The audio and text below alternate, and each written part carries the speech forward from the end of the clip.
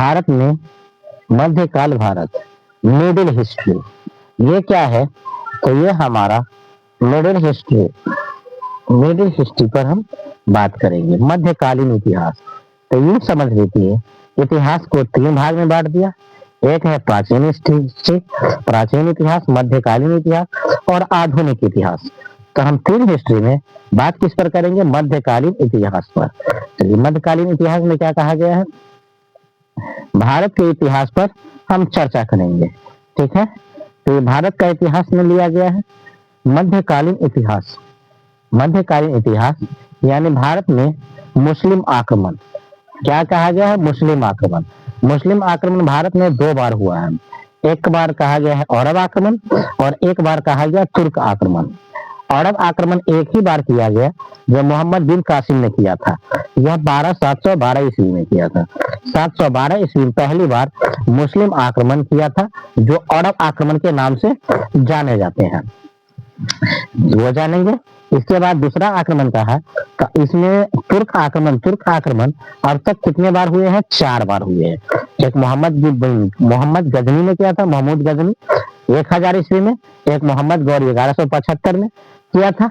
और एक किया था गौरी के बाद किया था एक बाबर, ये दिल्ली सल्तनत के नाम से जानते हैं और इसका चला था उपाधि दिल्ली सल्तनत। और एक बार बाबर ने किया था।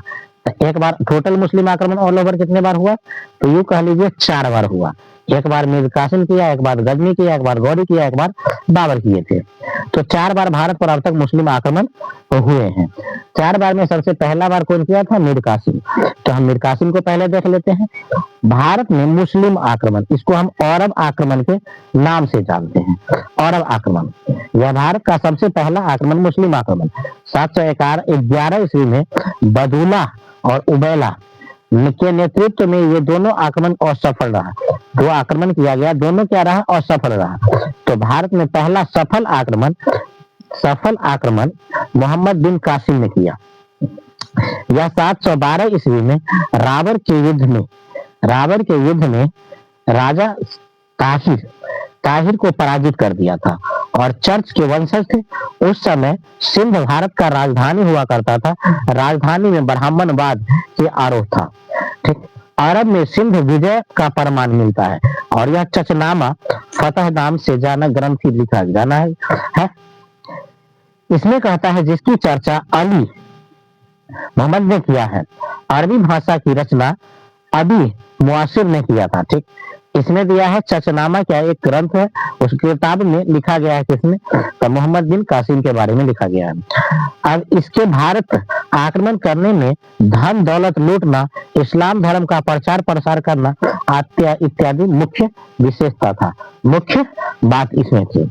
इसके बाद कहा गया मोहम्मद बिन कासिम ने 713 ईस्वी में मुल्तान के राजा को पराजित कर दिया था और यहाँ से इतना सोना का भंडार मिला जो इतिहास के स्वर्णिम नगर कहा गया, ठीक। इसे जीतने के बाद क्षेत्र की राजधानी अल्तमुना बनाया। वहां का अल्तमुना को क्या बनाया? उसके राजधानी बनाया था। अरब और हिंदी संस्कृत और मिस्र परिणाम स्वरूप अरब वस्तियों के लिए यहाँ खगोल शास्त्र अध्ययन की चिकित्सा दर्शन के बहुत से तीर्थ और सिख का प्रचार प्रसार यूरोप के लिए किया था। सर्वप्रथम अरब वासियों ने मुस्लिमों के नेतृत्व में हिंदू कहकर संबोधित किया करते थे। इस देश में हिंदुस्तान को कहा, यानी सर्वप्रथम अरब वासी मुस्लिमों ने भारत को हिंदू कहकर संबोधित किया था और इस देश का नाम हिंदुस्तान कहा। इस देश का नाम, जहां अरब वासी कहा था कि इसके भारत को भारतीयों को क्या कहा? हिंदू कहा और इस देश का नाम हिंदुस्तान रखा। अरब आक्रमण के फल स्वरूप भारत में पर्दा प्रथा तीव्र गति से विकास हुआ। पर्दा प्रथा का साथ ही साथ जजिया, जकात, खराज नामक एक कर के रूप में जानकारी प्राप्त होती है, जो भू स्वराज कर, जकात, जजिया, खुम्स, खराज। मोहम्मद बिन कासिम ने भारत में सर्वप्रथम जजिया कर लगाया था। यह जजिया कर गैर मुस्लिम को दिया जाना था। जैन यानी कहा जाता है कि भारत में जो गैर मुस्लिम, जो मुसलमान नहीं थे, तो मुसलमान नहीं थे, मेजोरिटी में हिंदू था, तो हिंदू को यह कर देना होता था, जिसे जजिया कर कहा जाता है। इसको एक सुरक्षा कर कहा जाता है कि भारत में अगर आपको कोई नुकसान, सुरक्षा नहीं हो रहा है, तो ये कर देने के बाद आप क्या रहिएगा, सुरक्षित रहिएगा।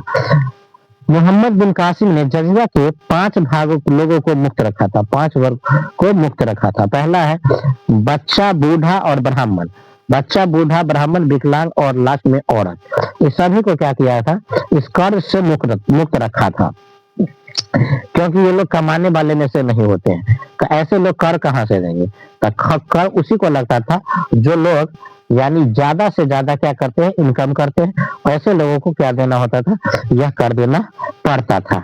इसके बाद मुगल बादशाह ने, अकबर यानी फिरोज शाह तुगलक ने ब्राह्मण पर भी जजिया कर लगा दिया था।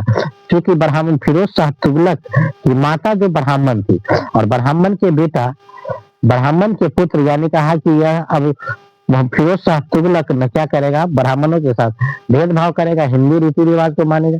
इसलिए यह गुस्से में आकर के ब्राह्मण पर भी क्या किया था, जजिया कर लगा दिया था। मुगल बादशाह अकबर ने 1564 ईस्वी में जजिया कर को समाप्त कर दिया था। 1564 में देखिए, जोधा भाई, जोधा से इनकी शादी 62 में हुआ था और 64 में जो भी जजिया कर लगता था, ये सारे के सारे जजिया कर को खत्म कर दिया था। औरंगजेब 1679 में पुनः जजिया कर फिर से चालू किया था। कौन, औरंगजेब अब कहता है एकमात्र मुगल बादशाह जो औरंगजेब था, जो अंग्रेज से भी जजिया कर लिया जाता है। अंग्रेज से कोई टैक्स लेने वाला, अगर वह पहला शासक कहा जाए या कोई टैक्स लेने वाला शासक कहा जाए, तो वो कौन था, तो वो यही थे, औरंगजेब ही एक शासक थे जो क्या करते थे, तो अंग्रेज से भी क्या लेते थे, एक तरह का कर लेते थे। अब आगे देखिए, आगे क्या कहा गया है, आगे देखेंगे इसमें, तो इसमें और कर क्या क्या कर लेता है। पहला में कहा गया, देखिए, तो ये आपका है। अब कहता है अंग्रेज, तो यानी जजिया कर अंतिम रूप में मोहम्मद शाह रंगीला को दिया, रंगीला के बाद समाप्त कर दिया। जजिया कर को मोहम्मद शाह रंगीला ने पूरी तरह से समाप्त कर दिया। और विष्णु शर्मा ने कहा यह पंचतंत्र क्या है, चरक संहिता या आर्यभट्ट सूर्य के सिद्धांत, इसमें कहा गया है संहिता और अरबी भाषाओं का अनुवाद किया गया है। अरब में, हिंद में ऊंटी पालन के लिए क्या कहा गया, ऊंट पालने के लिए प्रथा और खजूर की खेती करने का प्रारंभ किया था। क्योंकि अरब से आता था, अरब रेगिस्तान, और वहां ऊंट का पालन और खेती के रेगिस्तान, खजूर की खेती पर बहुत जोर दिया था। इसके बाद चर्चनामा में चर्चा है अनुसार सुलेमान के आदेश में मोहम्मद बिन कासिम को हत्या करवा दी गई थी। चर्चनामा में इसकी जिक्र है, ठीक है। सुलेमान के आदेश पर मोहम्मद बिन कासिम की क्या हुई थी, हत्या करवा दी गई थी। भारत पर तुर्क आक्रमण, अब आता है भारत पर तुर्क का आक्रमण। तुर्की का आक्रमण भारत में कह लो तो तुर्की का आक्रमण 3 बार हुआ है, ठीक है। तो अब कहेंगे तुर्क आक्रमण में, देखिए भारत में मुस्लिम सत्ता का श्रेय तुर्क आक्रमणों को ही दिया जाता है। तुर्क ने चीन के उत्तर और पश्चिमी क्षेत्र सीमा से सटे निवास स्थान में एक लड़ाकू जो बब्बर जाति के था, यह उमैया वंशी शासक थे, जो के संपर्क में आने से इस्लाम धर्म को अपना लिया था। उमैया के वंशज किस धर्म को अपनाया, इस्लाम धर्म को अपनाया। इसका उद्देश्य एक था कि विशाल मुस्लिम साम्राज्य की स्थापित करना, बहुत लंबा और बहुत बड़ा विशालकाय मुस्लिम शासन की स्थापित करना। अगला कहता है अल्तगीन। अल्तगीन क्या था, अल्तगीन अफगान प्रदेश के गजनवी साम्राज्य का कौन था, मोहम्मद बिन गजनवी साम्राज्य के संस्थापक। यह भारत का पहला तुर्क आक्रमण में से आया। पहली तुर्क आक्रमण कौन था, अल्तगीन। अल्तगीन के पुत्र गजनी, यह पहला तुर्क शासन गजनी का, ठीक। और इनके आक्रमण के सुबुर्तगीन था, सुबुर्तगीन अल्तगीन के गुलाम थे, सुबुर्तगीन अल्तगीन के गुलाम थे, जो अल्तगीन का दामाद भी था। यानी ये कह लीजिए दामाद भी और गुलाम भी। गुलाम क्या बना, दामाद बनता है। तो ये तो हकीकत है, और ये ज्यादातर ऐसा होता था, क्योंकि भरोसा जहाँ होता है धोखा वही होती है।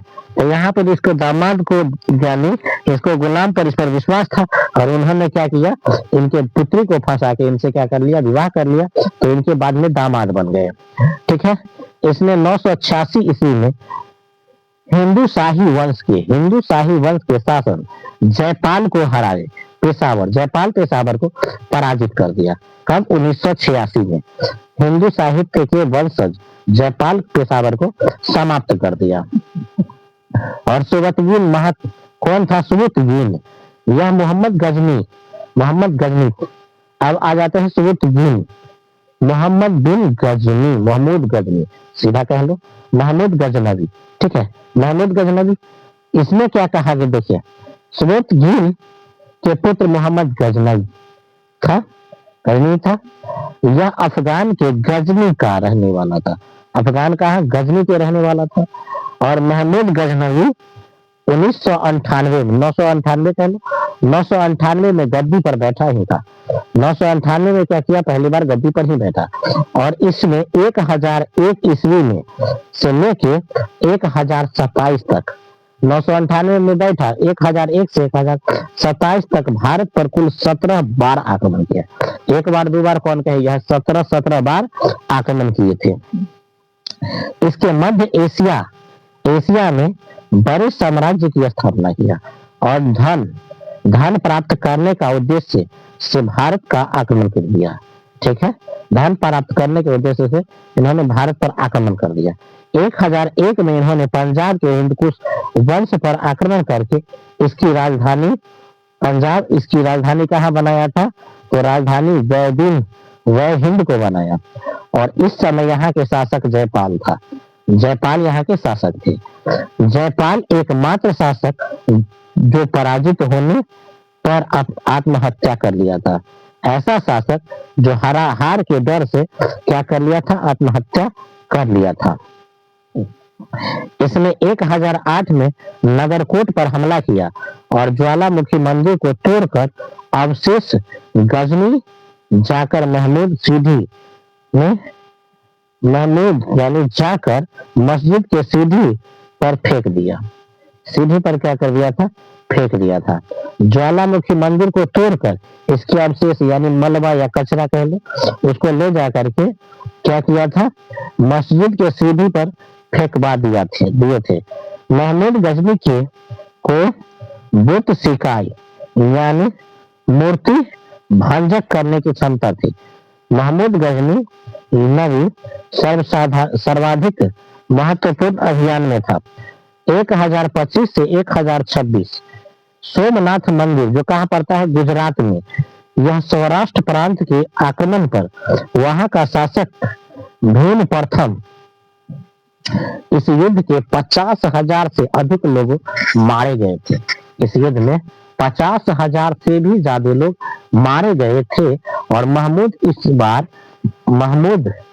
इस मंदिर के पूर्ण नष्ट करवा दिए थे तथा कुल संपत्ति को लेकर सिंध के रेगिस्तान वापस लौट गए।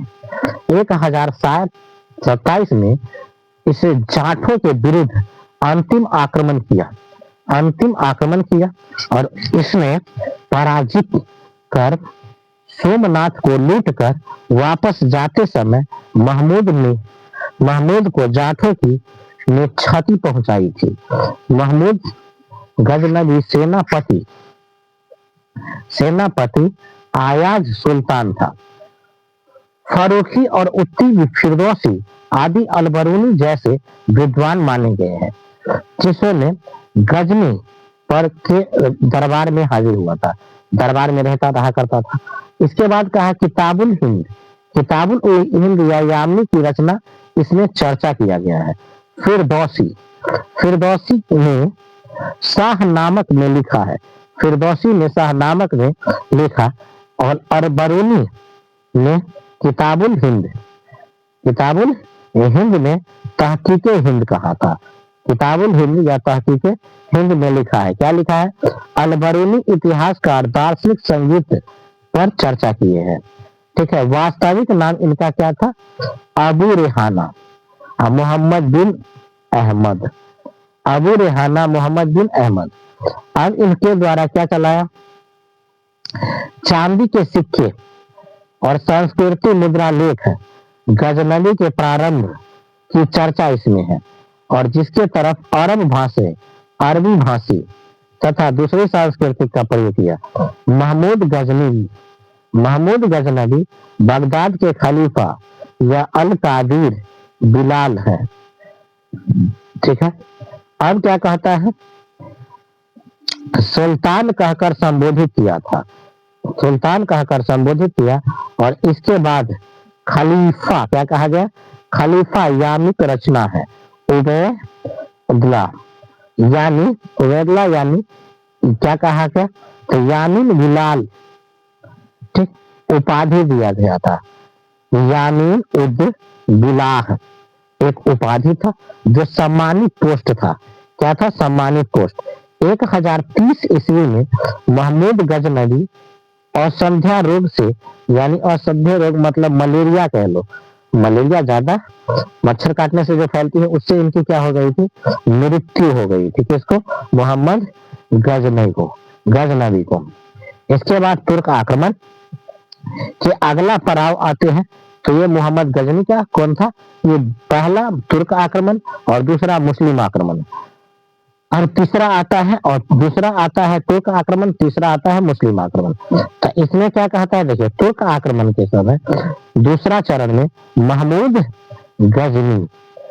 गजनी के बाद आ गया मोहम्मद गौरी का नजारा भी कुछ गजनी के तरह ही है।